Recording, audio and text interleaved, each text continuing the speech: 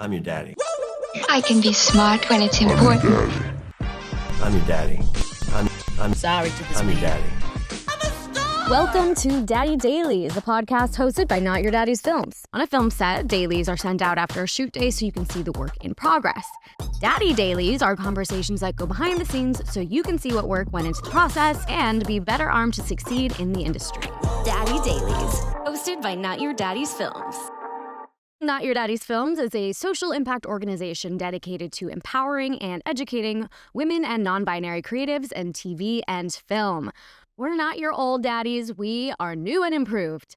I'm a daddy. You're a daddy. We're all daddies here. Welcome back to Daddy Dailies. I'm Vika. And I'm Carly. Two of the co-founders of Not Your Daddy's Films. Our guest today I met pre-pandemic doing stand-up. She was a joy to watch and a joy to get to know, and it really wasn't until after watching her perform that I learned about all her other accomplishments. Today's guest was the head writer on the Emmy-nominated series The Problem with Jon Stewart, has written on shows like Girls 5 Eva, Not Dead Yet, Bless This Mess, and The Opposition with Jordan Klepper.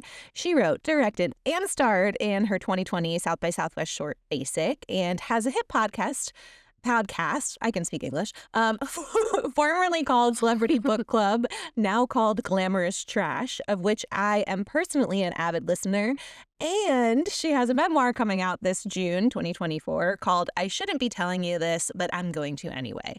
Chelsea Devantez, welcome to Daddy Dailies. I'm so happy to be here. Such a fan of yours. I've been watching you make your films. And also, I don't know if you guys know this, but you know, when you get your first writing job, one of your friends will be like, you should form an LLC to save money on your taxes. And then it's so overwhelming because all you've done your whole life is get money back because they took all your money. And then there's this 1 year where it's like, form an LLC, and then you have to name it. And maybe 10 years ago, I named my LLC My Own Daddy because I'm my own daddy. Yes, you are. Yes, and it's on my credit card. And when sometimes bartenders are like, is this a porn company? I'm like, you wish. I'm like, could be Multi-Hyphenate Central. Never know. Could your wiki fund my feature? I'm in. Not opposed. Okay, let's get to it, you guys. So Chelsea, you are a true multi-hyphenate, which is something we talk about all the time at Not Your Daddy's. And not to mention you have a husband and also a dog who need your time and attention. So the very first question is, when do you sleep? And after that, a more serious question, has it been hard for you, especially early on in your career, to navigate what exactly you want to pursue? Because I think a lot of director, actor, writer, producers worry that choosing just one path in the moment means giving up their other passions, et cetera, et cetera. Yeah. Well, for the sleep question, no, I'm a double Taurus with a Capricorn rising. I love to sleep. What I have given up is cleaning, cooking in any way, even having a nice snack, grocery shopping well. Like all of that stuff is just dismal in my life. It's painful. But that is the stuff that I let go to the wayside. But sleep will never leave my life. And it's funny. My husband has said to me, he was like, I've never seen someone need more alone time in my life, but it's not alone time. I just love my work projects. So I just need to get the work stuff done. But I was always like, this is a normal level, this is a normal cadence. And very luckily he's the same as me. So we just mutually work and then meet for a shitty dinner that I pulled out of our freezer. And then as to, was it hard? Yeah, absolutely. Because I think, well, at least where I grew up in small towns in the Southwest. I also grew up pretty poor and didn't have TV for a lot of life. And so I just didn't have a reference point for a lot of art that people had. So I thought the options were Julia Roberts or Sandra Bullock.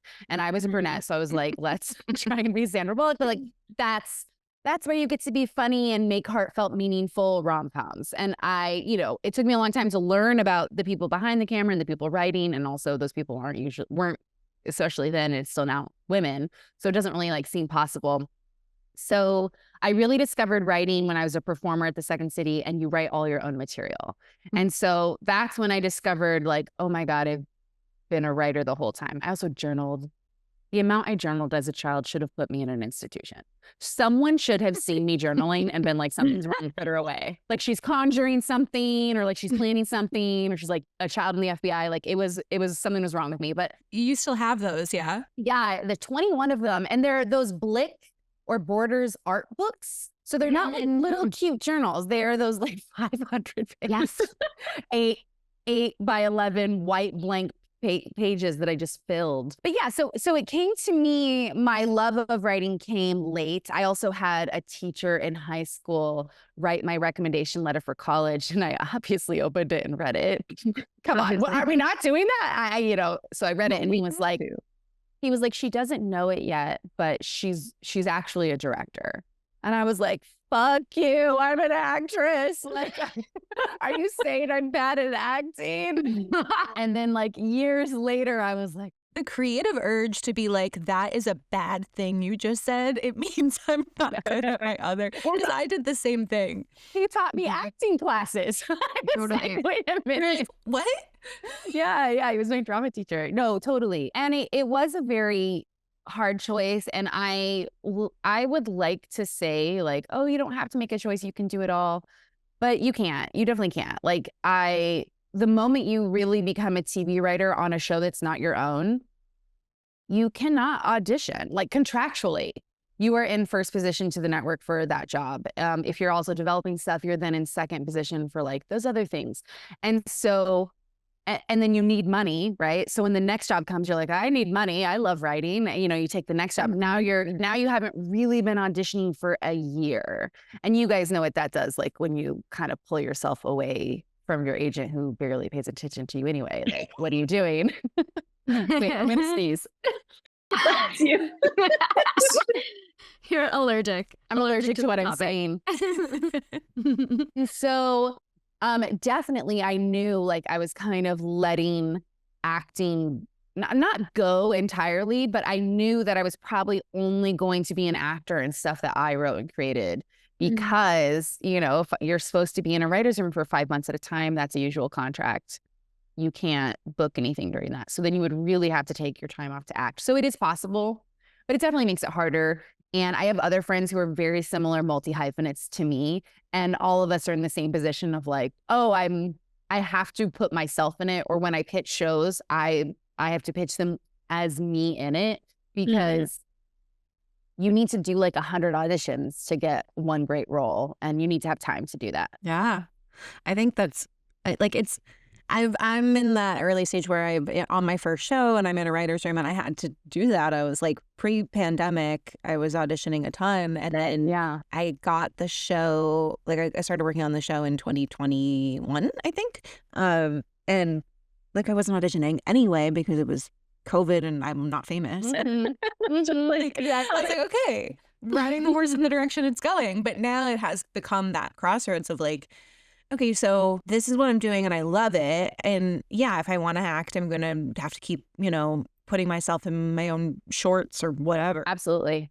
Well, and then you get on the other side where like you're watching all of the under fives auditions as a writer in the room to help choose them, or you're having conversations with network execs and showrunners of like who to choose and who to cast and what they're saying. And then when you hear all of that, you go, oh God, oh my God, it's so horrible. It's so horrible. Like, am I going to put myself through this? Because now I know what it's like. Now I know. They always say like, you can't control an audition. You never know what goes into it. But what goes into it is sometimes 97% bullshit. And since you know that you got up, you got dressed, you put makeup on, you learned the lines, you gave it your all, you felt weird in the waiting room, you ran into someone you fucking hate, you ran into someone you love, the casting director was odd to you, you think you did a good job, then you left. And for me to know with surety on the other side of it, none of it mattered. It's painful. It's painful. And I'm not saying that as like, don't get up and act. I'm saying you have to be strong to be in this business, but to be an actor, you are conjuring something beautiful and strong every single day that is hard to have energy for if you're also giving your energy to other things. Yeah. Definitely. And I think it's good, I think, too, for actors to start to really understand what is going on the other side, like in a real way, that it is, nothing matters. I mean, it matters. Yeah, you know what I mean? That it like, all matters, but it's beyond not in your control. Like Right. I've seen people say like, oh, we just cast a blonde girl in this scene, so the next girl has to be a brunette. And then there's 20 blondes in the audition room who haven't even gone yet. And you're already out. You're already out. Right. That was something I witnessed as an intern. I was like, oh my God. You're like, oh no. I still pursued this career for 13 more years and we're still going. So Yeah. And I think honestly though, that should like encourage the multi-hyphenate in a way. It's like if you want to be one thing, you kind of have to like really learn about all of the other things, and you never know what you're going to love. And also loving and being good at one thing doesn't negate another. absolutely. And the more you can be in control of your own work and create your own work, the happier I believe you will be in this business. And it's definitely what makes me happy is the more I can be in control of the art I'm creating, the art I'm acting in, all of that. Yeah. Well, let's rewind for a quick second. You said you grew up in the Southwest, and you didn't necessarily have a TV all the time. So how did you end up? I think you were in New York first and then LA. How did you like discover you did want to work in TV, and was it maybe like theater first, or like what avenue did you see for yourself? Yeah, I was a theater kid, a choir girl. I played. Oh yeah, of course, got to. We all end up here. We know. Yeah. So I tried for my choir solos. I was in like some school plays, and then, but I was the first person in my family to go to college. So I really had the pressure to make that matter, and then I threw all of it away and went to acting school. So what was the point? What was the fucking point? Was to say, and yeah, I remember feeling like I was making the decision between like being able to take care of my mom one day or possibly failing everyone, and including myself if I did not make it. That's a lot of pressure to have like when you're 17. I'd been through so many hard things at that point, and the only thing that made me feel better was art. And so I kind of felt like any idea of a stable, somewhat normal life had already been taken from me. So I might as well just like go all the way and do the thing I like. And I was so dumb in my head. I was like, I guess you have to go to Broadway? Yeah. I was like, Broadway, that seems like where you go. And I understood that you audition for plays. So I was like, that seems right. I don't even know how I'd get to LA. Like I had no idea. So I only applied to schools on the East Coast and around New York City and in New York City, and then went straight to New York City from New Mexico, showed up in overalls and a free t-shirt from a marathon I didn't run. And I did not do well in that city. The culture shock was so intense. I mean, it ate me up. And oh man, very luckily I had done a semester abroad. Oh, where did you do it? The international city of Chicago, Illinois. And I had found this program started by Ann Libra where you could study comedy for a semester. And if you went into your school's admin and pitched a fit, they could give you credit for it, like I did to my school. I was like, I need to go to this program. And she has since turned it into a college major through Columbia College where you can major in comedy. And moving to Chicago and seeing the community there, and also, I mean, you can't have community if you're working 80 hours a week in New York City just to barely pay rent. How are you supposed to like go to shows all the time and meet up with people all the time? It's just, I couldn't do it. I had no money. And in Chicago, I could. In Chicago, there was like a $300 room for rent with no windows. And I was like, that's for me. And really had a beautiful, beautiful time there. So I went to Chicago from New York City, spent 8 years in Chicago doing Second City, then went back to New York City for my first TV job, then did another TV job there, then quit and came to LA, then worked a bunch of jobs in LA, then went back to New York City to be Jon Stewart's head writer, then came back to LA for the job I have now. So it's a lot of years. Yeah. Oh my goodness. You were truly our city bi-coastal. Yeah. Yeah. When you went back and you had money and you had a job, did you feel differently about the city, or yeah, it was fucking devastating. I went back as the head writer for The Problem with Jon Stewart with head writer money, and I was like, New York City's a dream. What a beautiful place to live. Wow, I'm Carrie Bradshaw. Like, and let me tell you this, I went back to New York City. My first job as a TV writer was for Jon Stewart on a HBO show that actually never aired, but I was working for him for a year with staff writer salary, and New York City fucked me up. Like I was not able to enjoy the city at all. I mean, you can definitely do it without money, but it's a tough city. Yeah. Oh yeah, the rats are bigger than me. Yeah. But the That's like your pizza. you'll take your pizza, and that was, even if you got it at Joe's, it was like $2.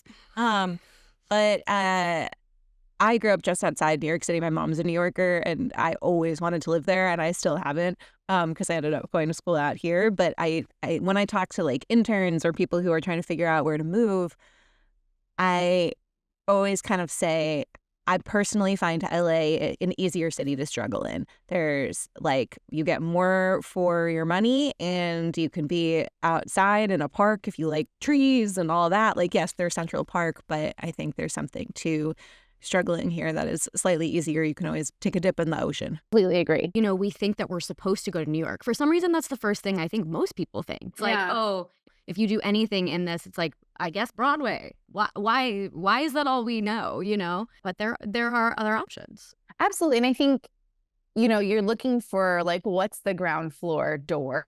And at least Broadway holds open calls. And so you're like, yes, So yeah. Yeah. But I mean, I remember my classmates some of them looking down on me for leaving New York City and going to Chicago. Like I was a failure. And I had that in my heart too, of like, but I just didn't have another choice. I just didn't have the money to stay. But 100%. So I just say, go where you can have an artistic community, wherever that is, because every time that's happened, I just read Kathleen Hanna's memoir, who did Bikini Kill, and they were all in Olympia, Washington.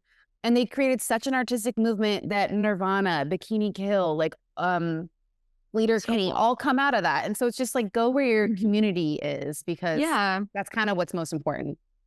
Or like, where is it exciting to you? Like I went to school for musical theater. I moved to New York, and I was like, abso-fucking-lutely not. Like, I got there and I was like, this fucking sucks. And I, a few months later, moved to LA, and my classmates, my whole everybody thought I was crazy. But I was like, I don't know what to tell you, but like, this is what I want to do, and had no idea why. Good for you for being strong enough, because I think we feel all this pressure of like how you're supposed to do the career, the rubric of the career, what's the right decision to make. And it's so hard to turn your back on that and do what's right for yourself. Yeah. So, slight tangent, because you said the first job was with Jon Stewart, but that show didn't end up going. So how did you, where you've fast forwarded and you're applying for these jobs, how did you figure out like, okay, I can be a writer and I can apply to these things, and then end up getting that first job with like a, fairly high profile person? Well, that came out of, okay, first of all, hot plug for my book. So I had a comedy partner, and we made short films and web series and all these things, and it really took off, and we sold the show, and then this crazy thing happens. You have to read the book, and everything goes away, and I'm left with like literally nothing. And I was performing at the Second City Chicago. I was on their main stage, and I knew like it was my third main stage. I knew I wasn't going to have a future there when the show was over. You kind of get like 3 shows, and then you're transitioned to something else. And so I knew time was up in July. And I had just lost all my writing samples because they were as a duo. I lost all of the momentum I had in any meetings I had ever gotten because it was as a duo. Everything I'd ever filmed and shot was as a duo. So you couldn't really, I'd already had this momentum, but then also to be like, hey, she wrote half of this. Like, it doesn't work.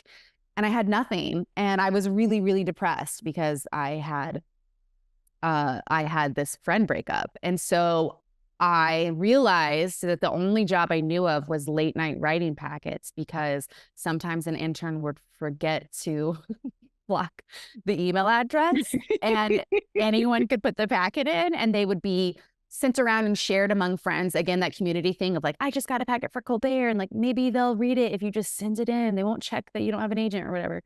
And I just put, I worked at Second City. I loved satire. I was like, I just put everything I had into writing packets.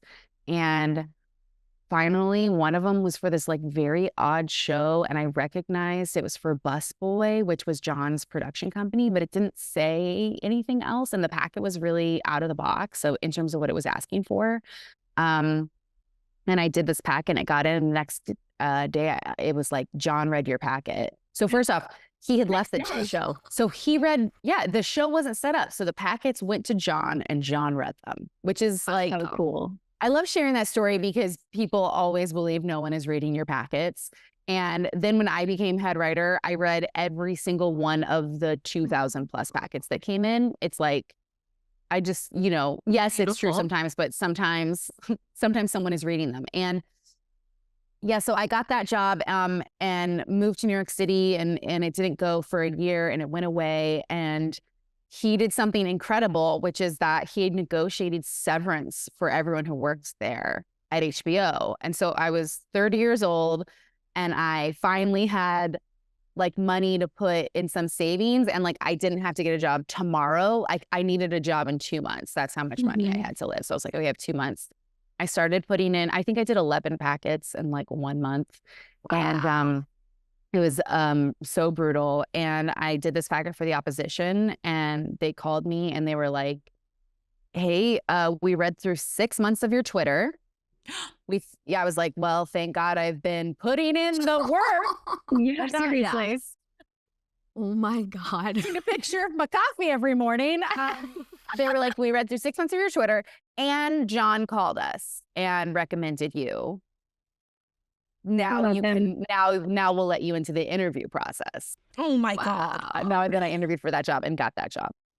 Now we'll let you into the interview process. Yes. The hoops. Yeah. But also you said, you're putting in the work, because I think, there's that metaphor of like, we see the iceberg as it peeks out over the water, but we don't see like everything that's been building underneath the ocean. And it's like, you just see the success. So it's like, yeah, you have to be. Yeah. The reason I think most people get into this is this like undying love for whatever your passion is, writing, creating, being an artist and wanting to tell stories. And then like, it's really hard. But if you continue to work, like, maybe I'm naive, but I feel like I'll be naive for the rest of my life. I'm like, if you work really hard and you don't give up, like eventually something's going to hit. That's absolutely true, because think of all the people who fucking suck at this and have success. Yeah, like, nothing is more inspiring than looking at someone just absolutely bad. Yeah. Rise to the top, and you go, yeah, they just kept at it, man. So maybe I should too. I should too. And honestly, those people will always do better than you. So it's even going to take you longer. But they did it, and you can too. Yes. Yeah. I think too, there's something to be said, about going just balls to the wall. Yeah. Like, you writing those packets, like that's amazing. That's and it's inspiration. I think it's tough to give that advice, but it is the only advice I know. We are in a capitalist system, which means bootstraps and ruining yourself. And it's what I did. And I don't know any other way, because we're in a really fucked up system. And I want to say, importantly, had that show not been canceled in the way it was, and severance was possible because it was being taken away, I would have never had the time to write all those packets. Mm-hmm. That's why most people in this business are Nepo babies, do come from money, do have backup plans. How would I have ever done that many packets if I was also working a job? And so I also think it's important that like when we get these jobs to like try and change this system, because it's like, that's why there isn't more diversity of all kinds in this business. It's actually classism. It's financial inequity. Yeah. It's like, and it's the same idea as like, the food that is affordable is fast food. And therefore that leads to, more heart problems and health issues. Absolutely. And like all of that kind of stuff. It's like, yeah, all of this stuff is systemic and, and it's economic. Yeah. It's not, it's an economic problem at the root. Yeah. Yeah. And it's interesting to think about too, like, okay, how do we like literally fix that? Like we talk about a lot at Not Your Daddies, like if we really want to pump more women and non-binary creatives into the industry and positions of power, like literally how can we help? What can we do? So it's like, how do you fix that problem? Well, So when I got to be the head writer for The Problem with Jon Stewart, we were starting from zero. And John and I had always talked about like how fucked up the actual just pipeline was. So he would say like, even when I would go to agents and be like, can we have more women? Can we have more people who weren't just white? They would be like, we don't have them. They're not here because they didn't sign them. So it's like the pipeline is broken. And so I was like, can I change the entire packet process to what I always wished it was? And he was like, absolutely. And he made sure I had the budget to do that because it meant I needed someone to blind to do the actual blinding process of 2,000 packets. And that takes work. You have to like put in the release form, you have to take their name off the packet, you have to upload it to this thing. But yeah, there's just actual ways to do it. So we made our first packet 1 page long, which means anyone working a job can do this packet. It is only 1 page. It's only 1 page. I also put it on a holiday weekend. And I did that so it's like maybe you'll have an extra day, but also now the news is really slow. It was like, I don't know, President's Day or something. So the topics you're going to be writing about are harder. So now it's easier for me to read a bunch of 1 page packets because it'll be easier to see who can write jokes. Then I said in the packet, you have to self-submit. An agent can't submit it for you, because that let people know you're welcome here. You're not sneaking in, you're not wasting your time. Like I want it to be you. And then I started sending it through Facebook groups and friends and being like, this is an open packet for everyone. And that made it reach 2,000, I think, I can't remember the number. It was like 2,300 people. And then to make it through that many packets, it had to only be a page long. So it was basically just 1 page of, it was just 1 page of jokes. That was the only ask. And and then we read them all blind. That's also how you do it, which is like, and also, by the way, I'm in the middle of like 2,300 blind packets. And I'm like, what if I unmask our 10 best writers and they're all white dudes from Harvard? Like, I would have proven. That's so scary. I was so scared. I was like, oh my God. But the other thing we had going for us is that John read the packets. He read a portion of them. In the end, all of them. We had 2 producers reading them and me, and we were all different ages, different backgrounds, different races. And so, you know, what is funny to different people. So we had different readers too. And then we had a second round that was much harder. And when I tell you, I mean, it is so insane what happened. We hired 7 writers. That's not a lot. There was someone from the South, from the North, from the Midwest. There was a military veteran. There were 2 moms, 6 people. It was their first writing job in TV ever. 6 people did not have reps. It was almost half women, half men. We had every different sexual orientation. We had multiple races and ethnicities. And 7 people. Wow. 7 people. And I was like, oh my God. Yeah. So, and that is to say, I hope that wasn't super boring, but that is to say, like, there's like just legit ways to change how you can apply to a show. I mean, people, one woman was working for a nonprofit outside of Illinois and got her first job writing on The Problem with Jon Stewart and moved to New York City, and she's like crushing it now. But it's like, yeah, who would think that they could apply for a job from Illinois? And I think you have to like make that possible. Yeah. Oh my God, no, that's so unboring. That's incredible. That's so incredible. Most interesting and inspiring. Yeah, truly.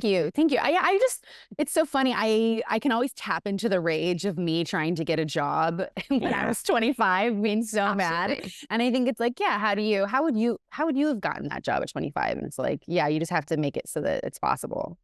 Yeah. And that's true. Like, we talk about this every day. Again, bringing it back to Not Your Daddies. But, you know, like, as we figure it out, we just want to talk about it because we don't know what the fuck we're doing, you know, like, and nobody does. But we're like, okay, at least as long as we can just talk about it and go through the steps together, maybe other people will feel comfortable enough to try. Yeah, absolutely. Giving people that community. Speaking of communities that you have created. I was going to say, I know the segue back to you. Segue back to you.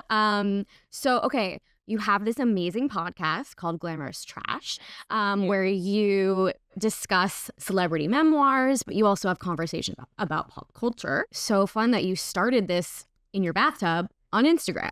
That's right.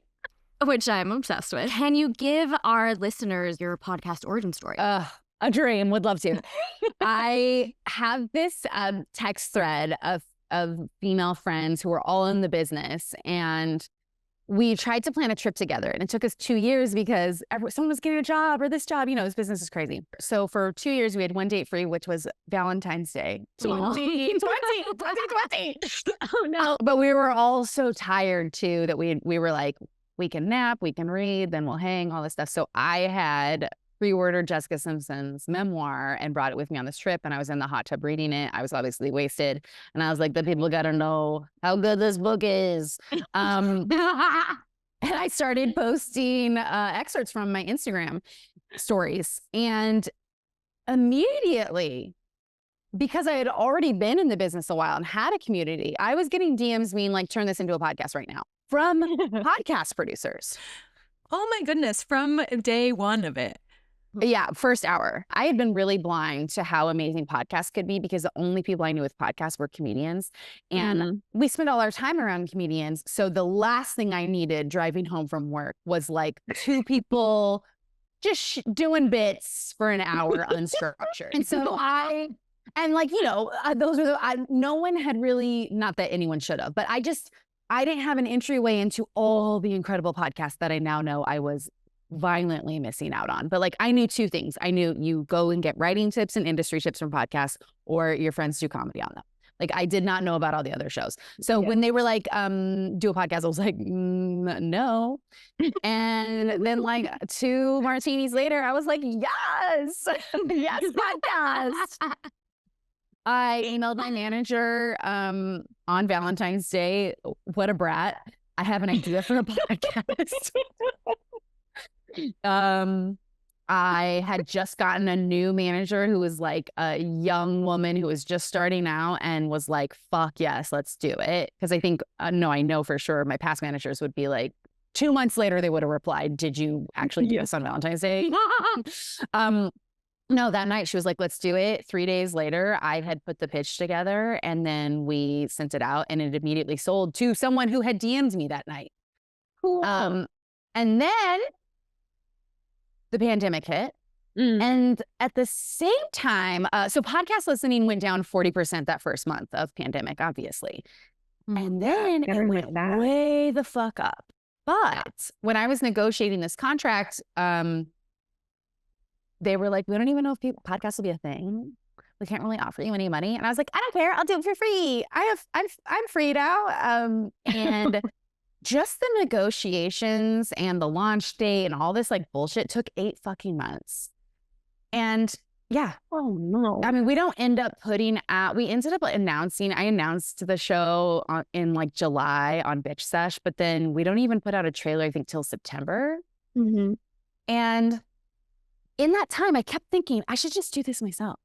Like, I can record and edit. I know how to edit. I can do this myself. Totally. But I had this idea of like, but wouldn't it be like so cool to like be on a network and they're going to give me $20,000 in marketing money? Like, oh my God. And so I look back and I wish I had just trusted my instinct, which has been my instinct my whole life, which is just do it yourself. Do it yourself, do it independent. It's always the best way. But I didn't, because I wasn't super educated in the podcast world, and I waited those 8 months. And I think I lost a lot of good pandemic time where people were, my Instagram was popping, but like we didn't have episodes out.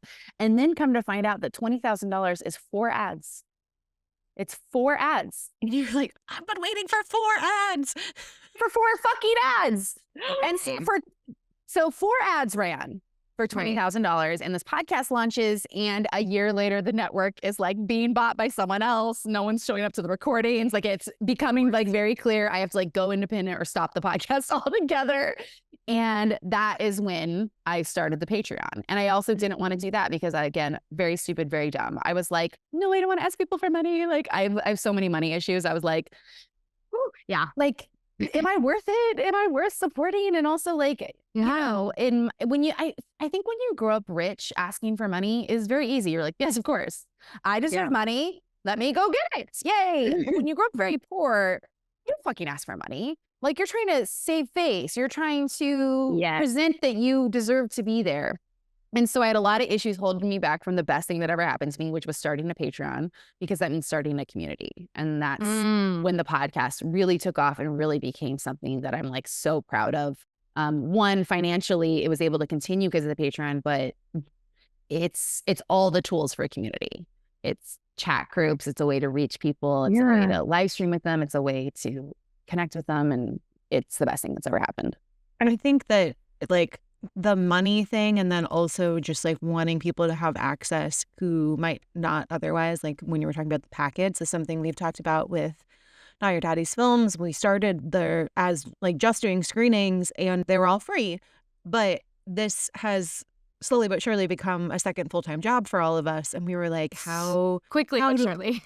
yeah, we're like, how do we like justify charging? But then, so basically the conclusion we came to was that we did pay what you can for like almost a year. And then we did like, you know, a low fee. But if you can't, like, at this point, this community is really thriving. And like, we know almost all of these people who are coming through to every event. It's like, email us, DM us if you can't afford it, if you're like out of a job right now and like you can come, you know? Amazing. So, yeah.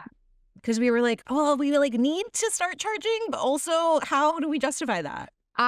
Exact same position on my Patreon. I have a pay what you can option. And Patreon was like, do not do this. You will not make money. You won't make it. Everyone will always choose that option. You won't make any money. But yeah, I just felt so fucking bad. I have kept it up for this whole time. And now I'm getting to the point where I'm like, I think I have to shut it down soon. But Yeah. so I really feel you. But the other thought I have is like, we've been talking about like, it's like, how do you make change? How do you make change? Well, the only true power in this world is power. And the second power is money. And when women and places like yours get money, you can start swinging that big old money dick around and making change. And so it's a good thing for you to make money. Like really that it just think about it as like we are growing our power to like make a bigger impact. Absolutely. That's like such an artist thing of being like, oh, I can't charge, or like Starving. I'll do it for free or whatever. Yeah, starving artists when you don't come from money.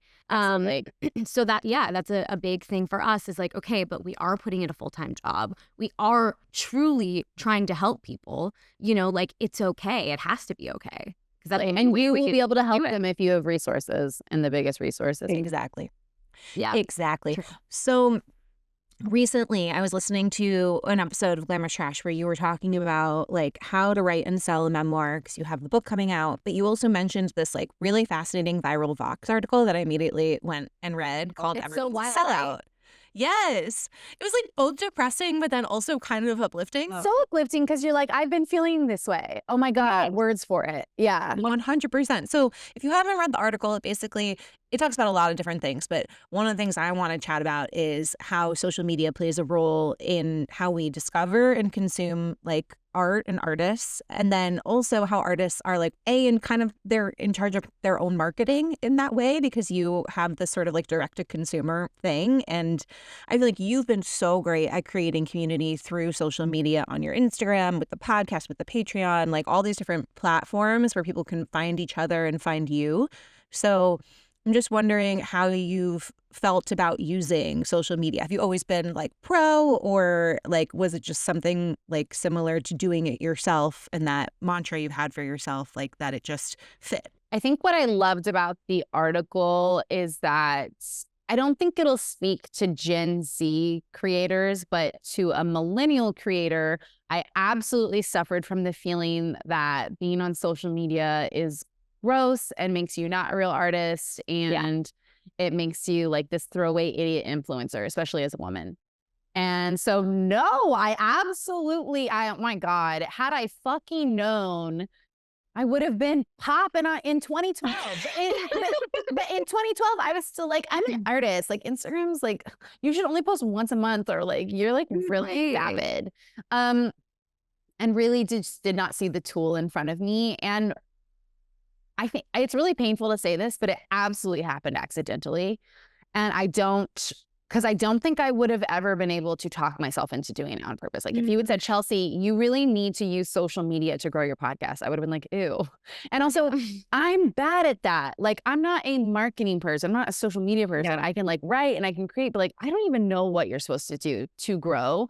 And so that's why your stuff, I think, feels so organic, though, because it is. It's not like, and I don't mean like you're like, using it like, oh, I'm marketing this. It's just like when I go look at your stuff, I'm like, oh, I feel like I know her. And I feel like I get to like, think I'm like, oh, I thought the same thing when I read that line or like whatever. And that's really nice. Love hearing that. Okay, that makes me feel a lot better. Yeah, it really was posting about books just because I just genuinely loved them, and then realizing how I could use Instagram to digitally book club, like you're saying. Like people would write me DMs and be like, actually, did you know this though? And then I'd go on a weird rabbit hole and I'd post.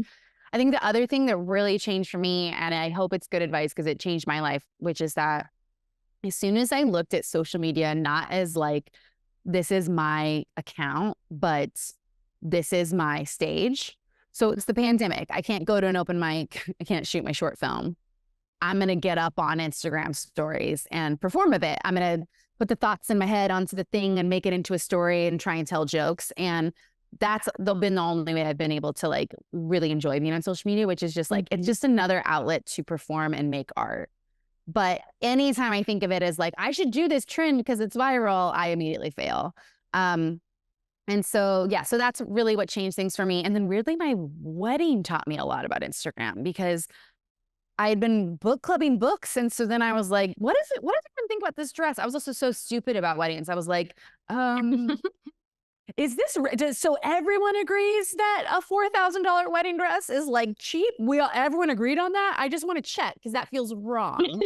And I would put it up on Instagram and then people would like weigh in and talk about things. And it really just showed me like all the ways you can like express yourself. Yes, I loved that journey. Harley and I were just at our friend's wedding this weekend, and she got married in Palm Springs. She was my best friend from college, and like the whole leading up to process, she was like, I feel like I don't understand the value of a dollar anymore because everyone is telling me everything's $1 million. And at this point, I'm just like, yeah, sure. Flowers should cost thousands and thousands of dollars. Yeah, absolutely. And why have we all agreed to this? And why have we agreed to these really dusty wedding traditions that we like don't enjoy anymore? And like, but also I do want to have a wedding and I love weddings. So can someone who knows what a wedding is tell me what the goal of a centerpiece is? Literally. Yeah.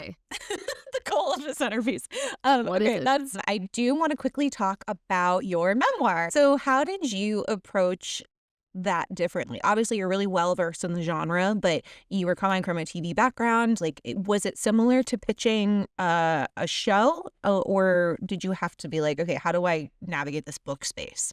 It was not similar to pitching a show because when you're pitching a show, my least favorite part is always when you have to pitch them the pilot, but also they don't actually want to hear the pilot. That was the hardest lesson I've ever had to learn, where it's like, I broke out a whole pilot, but it's not enjoyable to hear the plot beats of a half-hour pilot on a Zoom at the very end of a pitch. So you've got to give it to them in a cuter way. And, but you do have to break out all the story points, what happens, blah, blah, blah, blah, blah. With a memoir, I already know what happened. And that's the biggest gift to someone who works in fiction. You're like, well, shit, I know what happened. And so the work was in a totally different way of dealing with my deepest, darkest traumas and how to restructure them when I needed the story to be told in a different way, how to emotionally stabilize in any way in order to write a joke about it. And then probably the hardest is when I could not be funny because the story you just didn't want it. It was just too sad. You'd be like, they would be so, just don't do that to your own story. And I'm a comedy writer. So that was like, those are probably the hardest parts. How did you even decide to do that? Like, oh, I'm going to write a memoir now. So oddly enough, I've always wanted to write a memoir. I believed that becoming a TV writer was possible. I did not believe I was ever going to get to write a book because you need to be very important to have a memoir. Like I never thought this could happen, and it's because I loved memoirs. So I've been reading celebrity memoirs since I was a teenager. They've always been my favorite book genre. That's what happens when you're nearest bookstore growing up as a Walmart. Just, you know, the hottest collection of just what's Jane Fonda got to say. Her book is great.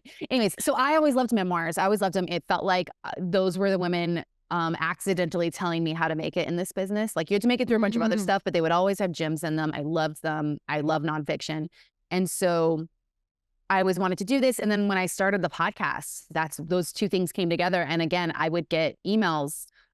Maura, shout out to Maura, who like worked in publishing, sent me an email. She was like, you know, you have a book in you. You know, you could write a book, right? And I was like, yes, yeah. And I still didn't believe in myself. I went out and I pitched a coffee table book of my favorite quotes from other books. No. Yeah, and everyone was like, no, we don't fucking want that. I think it's in the copyright issues. Like, ew, no. And I was like, but I would want to read it.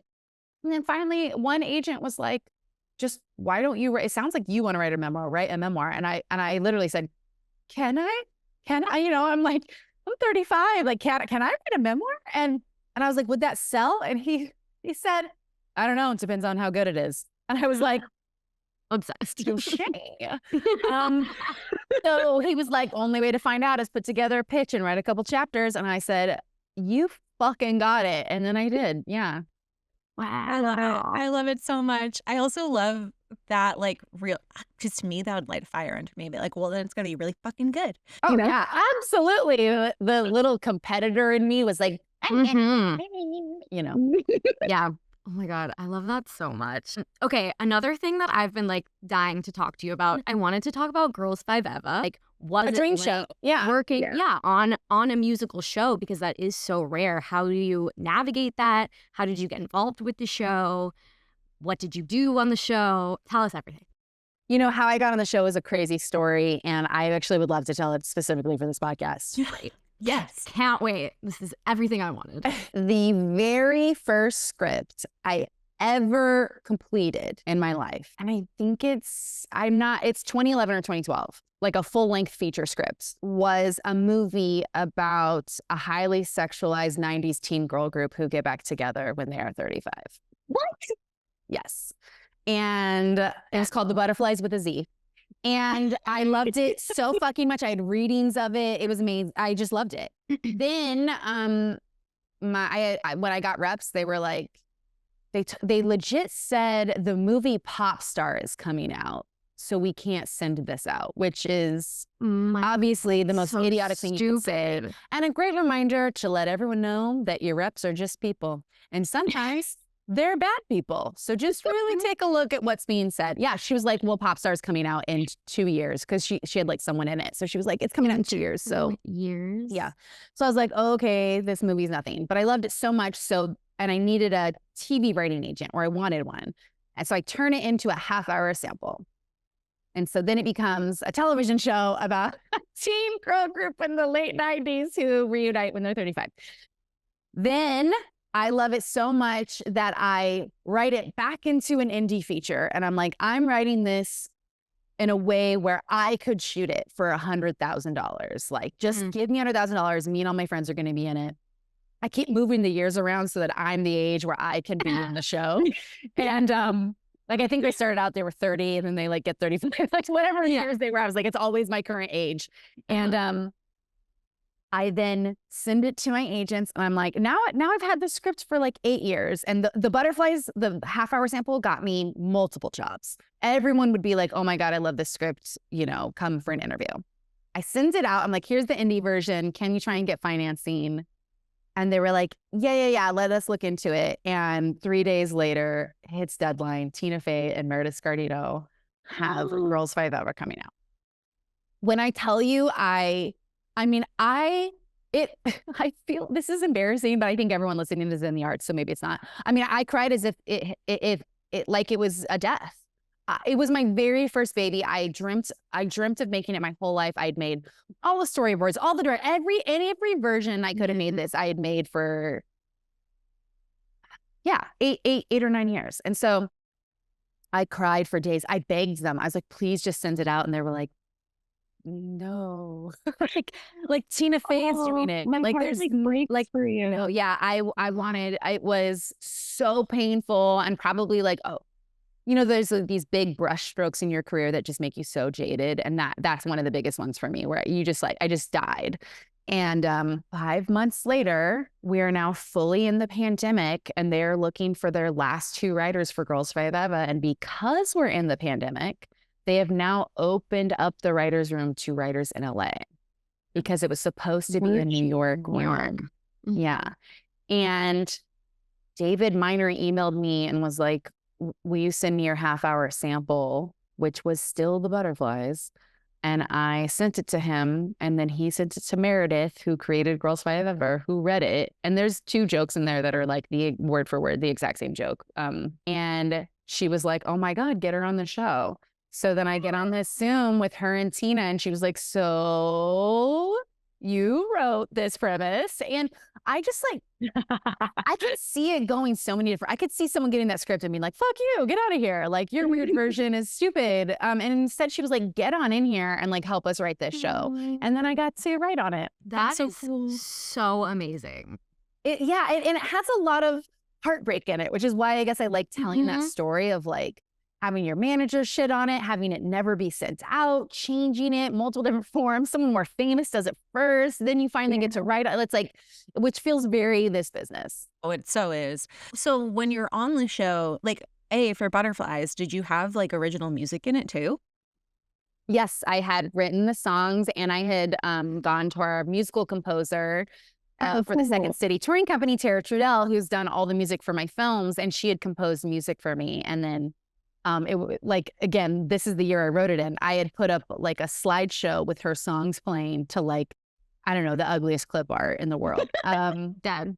Yeah, and I would send that around with the pitch. And then Girls Five Ever, which by the way is the funniest show of all fucking time. I know I wrote on season 1, but then I left to go work for John. And season 2 and season 3 are like incredible, and it's so fun to watch. And I think really special about the show is that is Tina Fey's husband writing the music. Right. And Sarah Bareilles too. But like, who else would you want to write not only genuinely good songs, but then also comedic songs? And then we wrote the lyrics in the room, in the writer's room.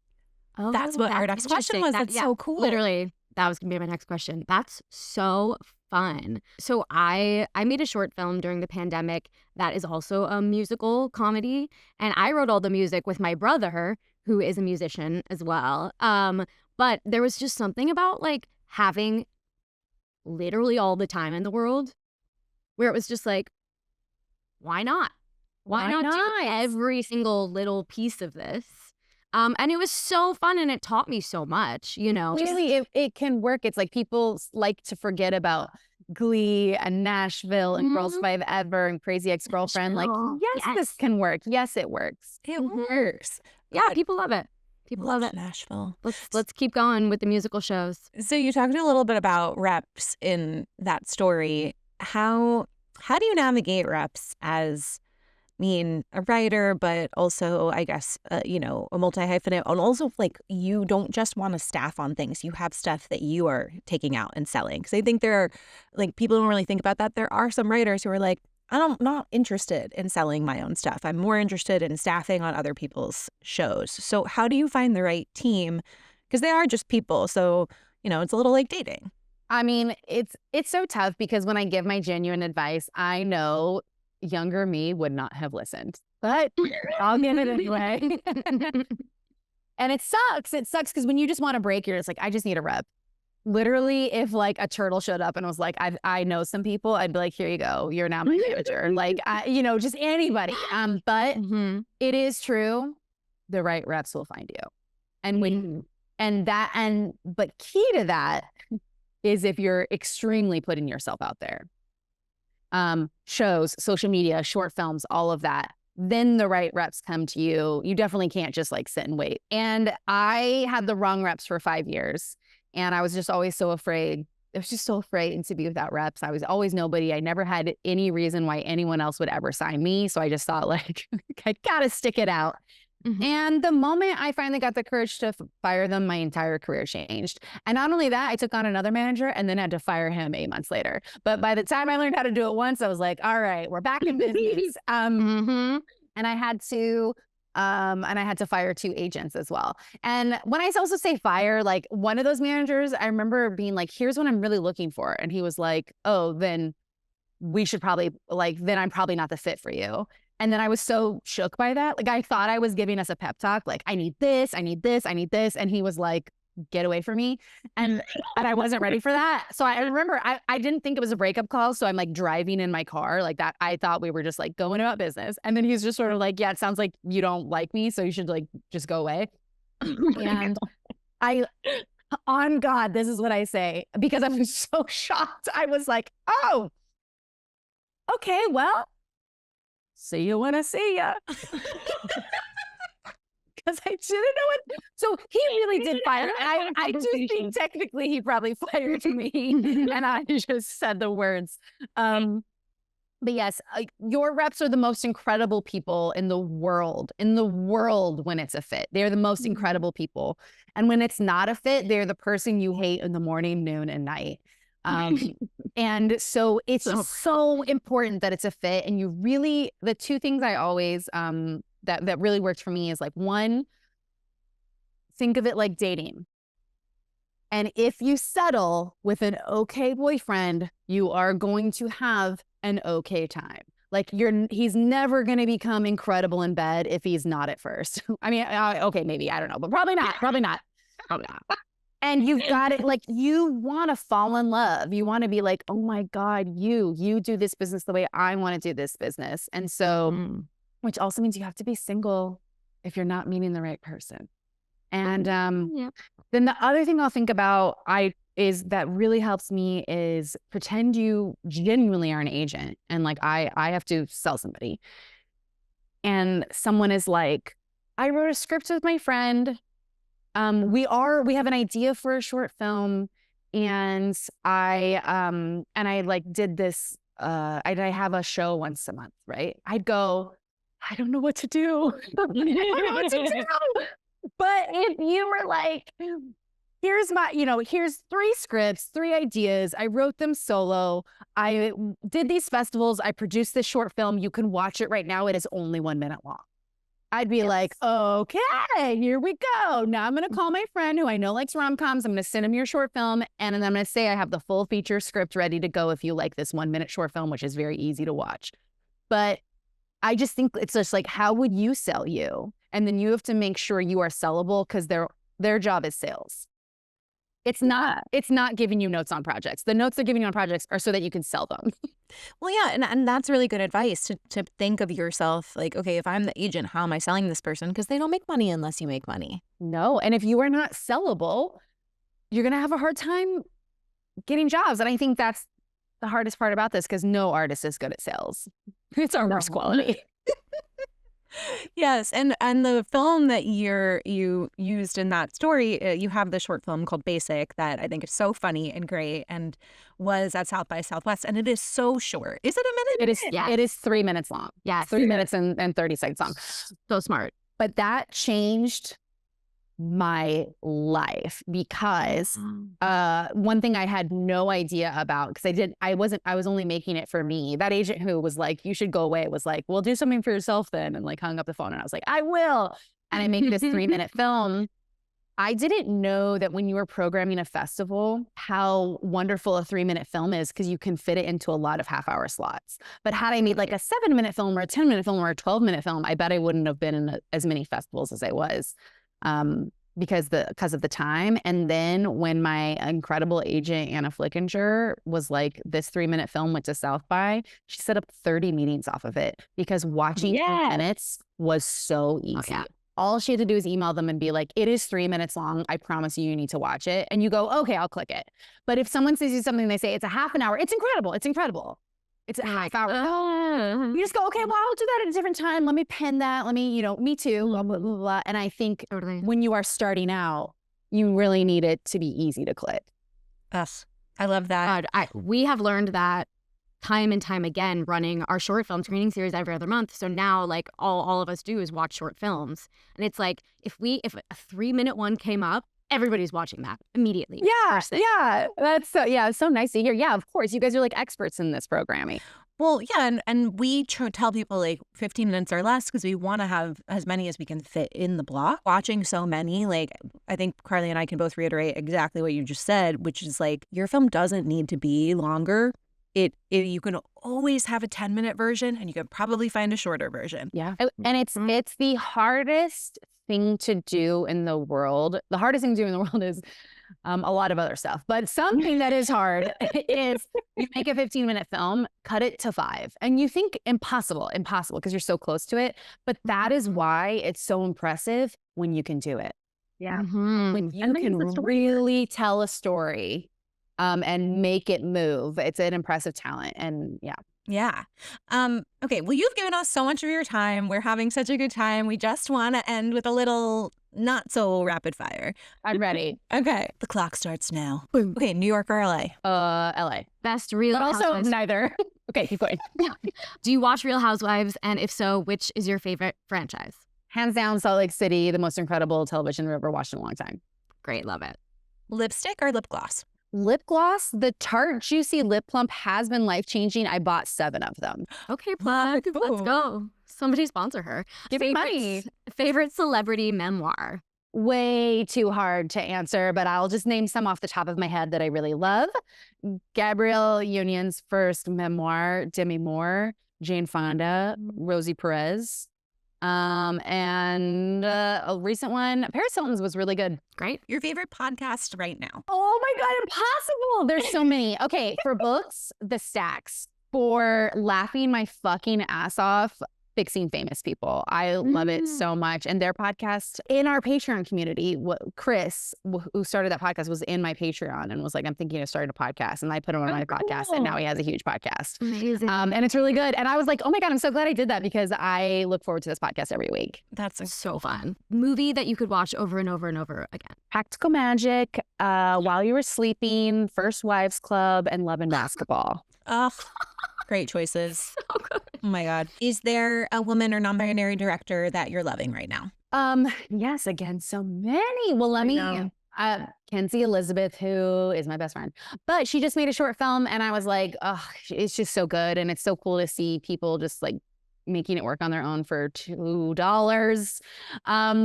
I thought Leah McKendrick's Scrambled was just a total, because she was in it. What a feat. Sharon Horgan, always.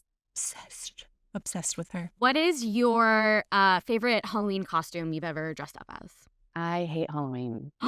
Ooh, Sorry, you want to hear? You want to hear my rudest opinion ever? And everyone's gonna be like, "I thought we liked her, but now we hate her."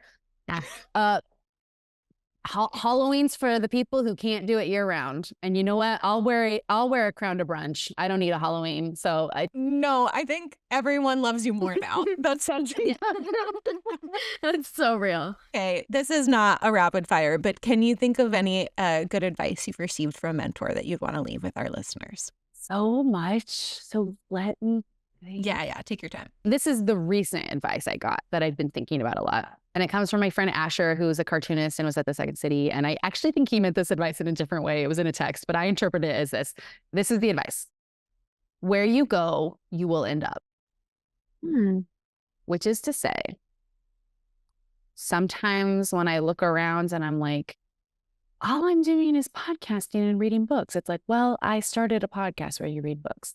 And sometimes when I was like, how am I working in late night comedy when my dream was to write female-focused films? Well, you wrote a bunch of packets and ended up in late night and worked a bunch of late night jobs.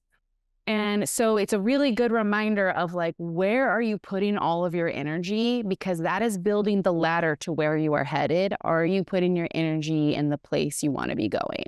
That's such great. Such good advice. Okay, and then last final thing, you're going to the movies.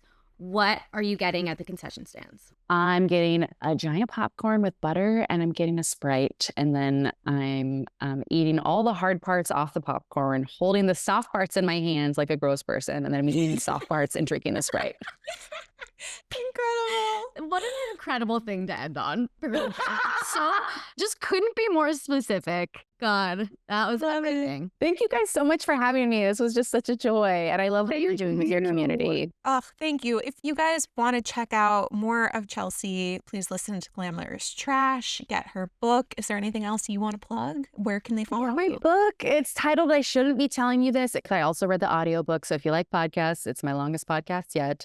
And you can follow me at Chelsea Devantez on Instagram, where I sometimes book club memoirs. Incredible. Amazing. You can follow us at NYD Films on Instagram and TikTok. I'm at Vika Stubbs. And I am at the Carly Tamarin. The spelling is weird, so just maybe look it up first. Just good luck or to you. Yeah, good luck to you. We'll see you next time. Yes.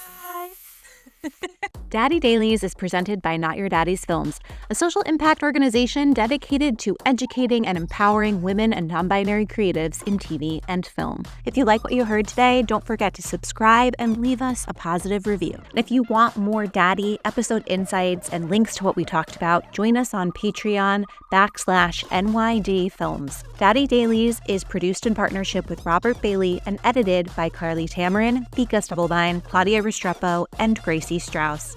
See you next time, Daddy.